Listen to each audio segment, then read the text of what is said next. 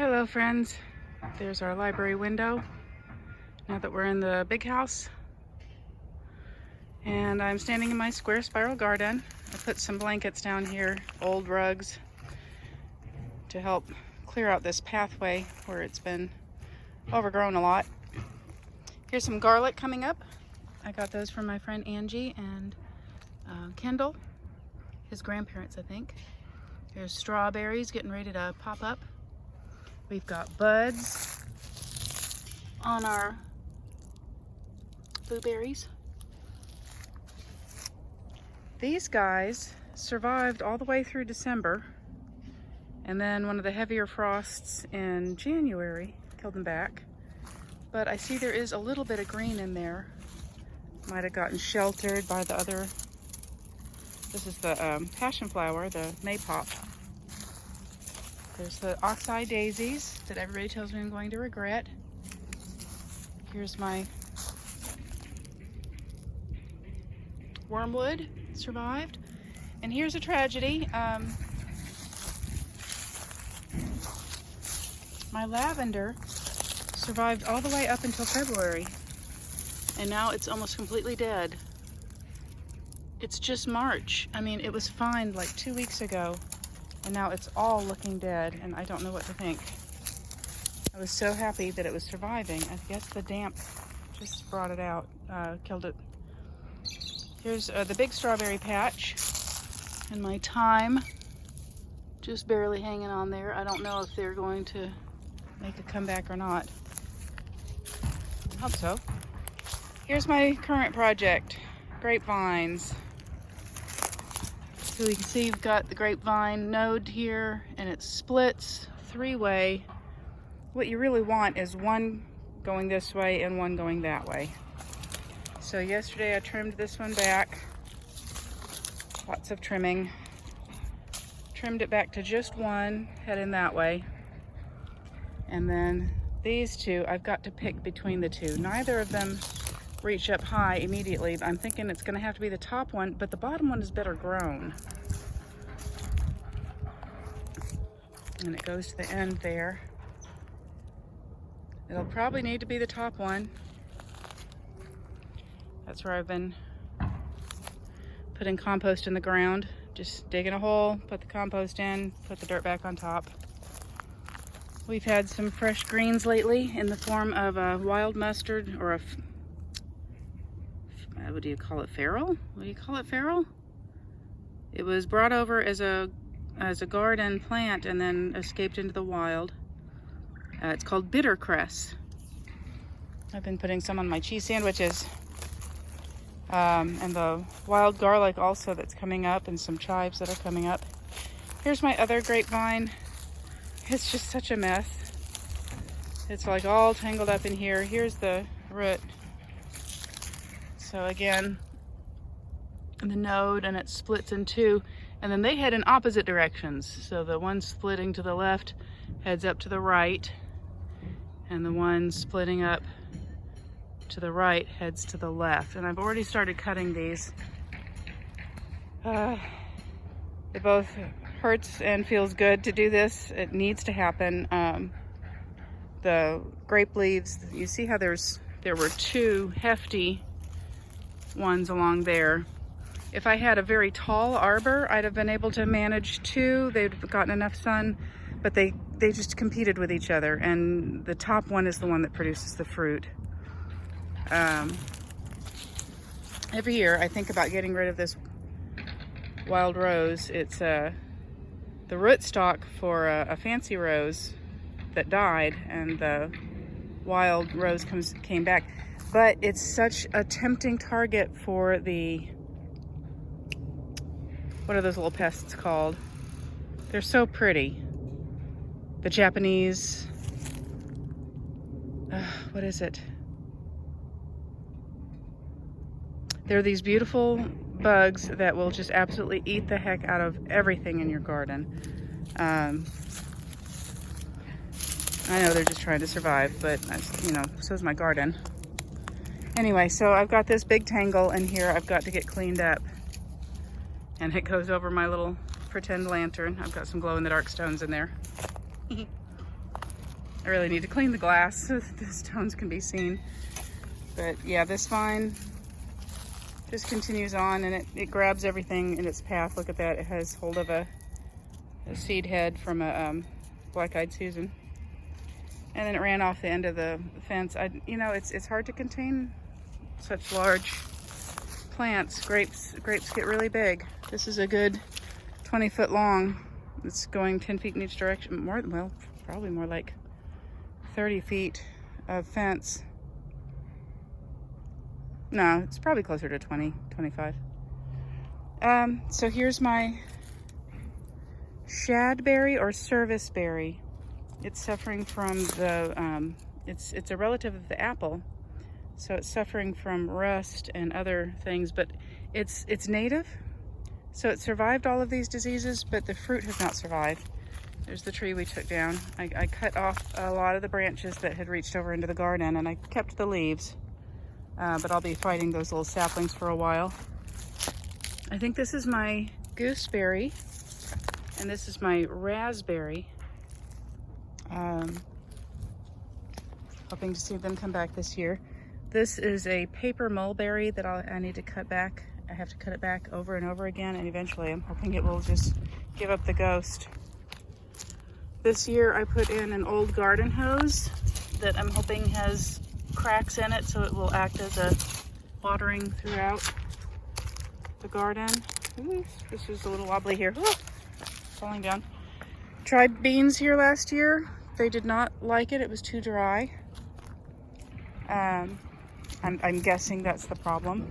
They started out well and then didn't do. So there's the end of the garden hose and a round sprinkler. I'm not sure exactly where I'm going to put that. The grapes are not going to like that water, but other plants will. Here's my elderberry already coming up. This plant competes, let me tell you. I had to cut it back here because it came right at me over the pathway.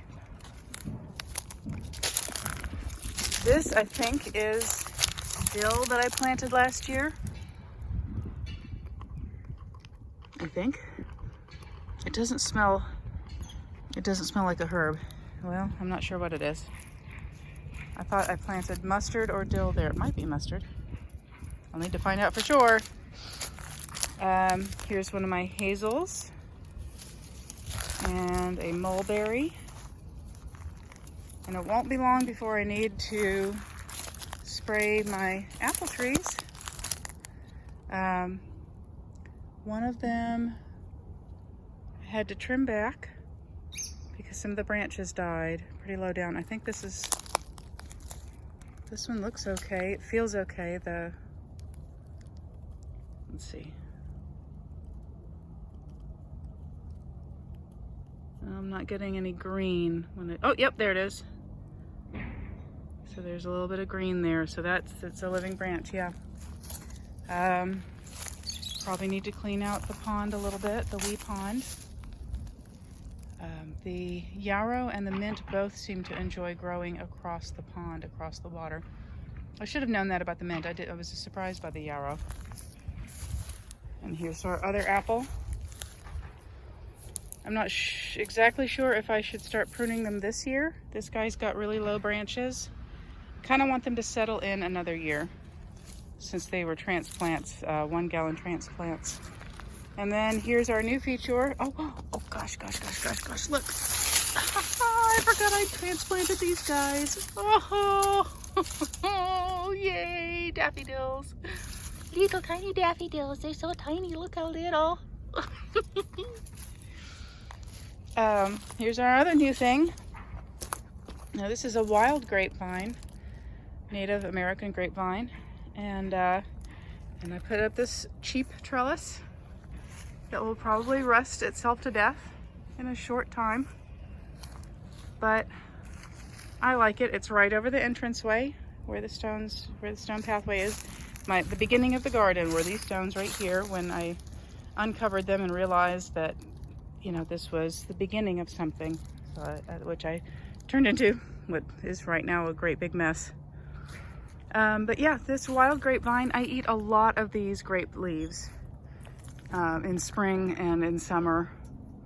By autumn, they're usually too tough. but I'm really glad to have this guy in its own place now, so it can really leaf out. What else was I going to show you? Oh yes, I've got a packet of cucumber seeds again. I love cucumbers, and the last couple of years I've gotten maybe 1 or 2. I'm learning slowly.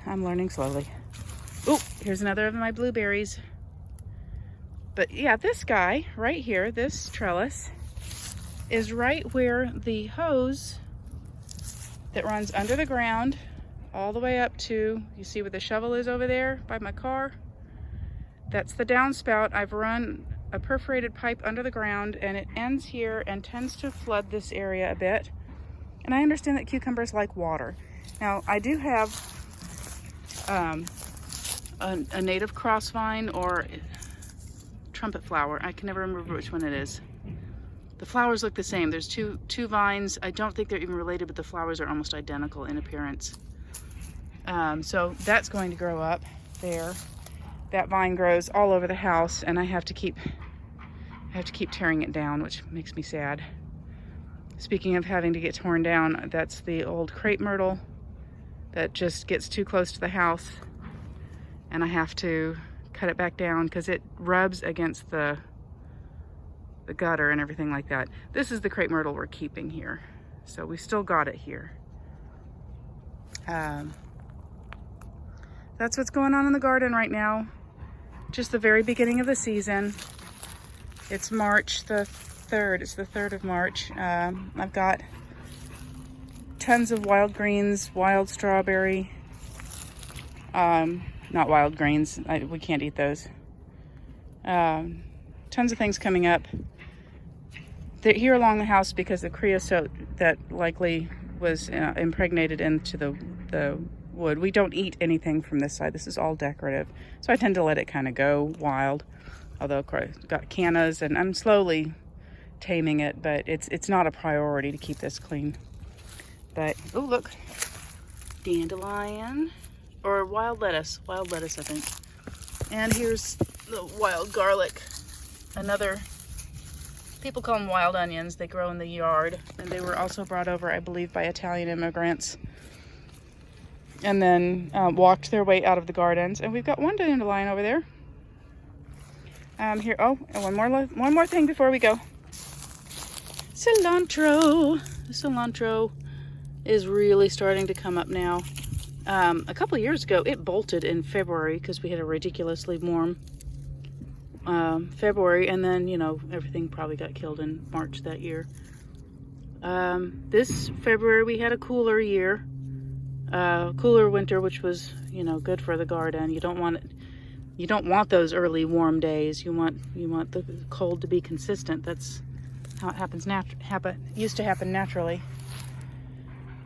But yeah, we've had several infusions of cilantro into our diet in the last few weeks. All right, that's what's going on with us here at Stone Glade Farm. I hope I'm in frame. I just turned my phone around. I know there's these people who on YouTube, they've got these wonderful editing, and I'm going to get there someday, but it's not going to be anytime soon. It's not going to be this year. So I hope y'all are well, and we'll keep in touch.